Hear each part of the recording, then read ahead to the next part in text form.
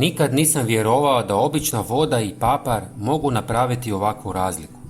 Ono što sam otkrio potpuno me iznenadilo. Prvo uzmite punu žličicu zrna papra pa ih dobro usitnite u mužaru ili mlincu. Malo tko zna, ali svježe mljeveni papar ima puno jači miris i učinak od onog koji mjesecima stoji u vrećici. Mljevenjem se oslobađa puno više aromatičnih spojeva nego kada papar ostane u zrnu. Ali papar je tek prvi dio recepta. Sljedeći sastojak mijenja sve.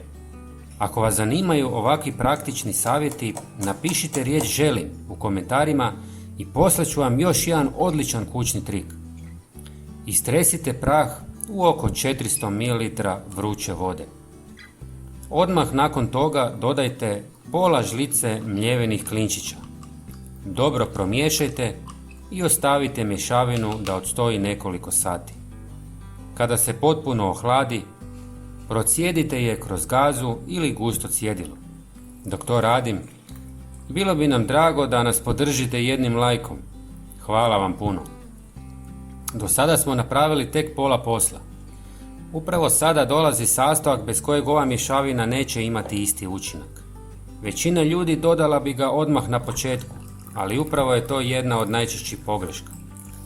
Tek sada dodajte oko 100 ml alkoholnog octa i sve još jednom dobro promiješajte. Nakon toga ulite tekućinu u bočicu s raspršivačem i pripravak je spreman. Ali to je tek početak, jer ću vam sad otkriti više načina kako ga možete koristiti. Zbog intenzivnog mirisa, ovu mješavinu mnogi koriste na mjestima gdje žele smanjiti pojavu komaraca, mrava, žohara, stjenica, miševa, štakora i drugih štetnika. Ova kombinacija mirisa mnogim je nametnicima vrlo neugodna, pa često izbjegavaju mjesta koja su poprskana.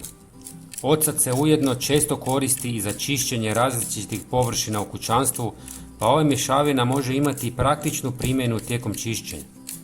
Nakon što se površina osuši, miris se može zadržati još neko vrijeme, zbog čega se kupci često ne zadržavaju na tim mjestima. Ako vam je miris papara preintenzivan, možete ga zamijeniti mljevenim cimetom koji također ima izražen miris.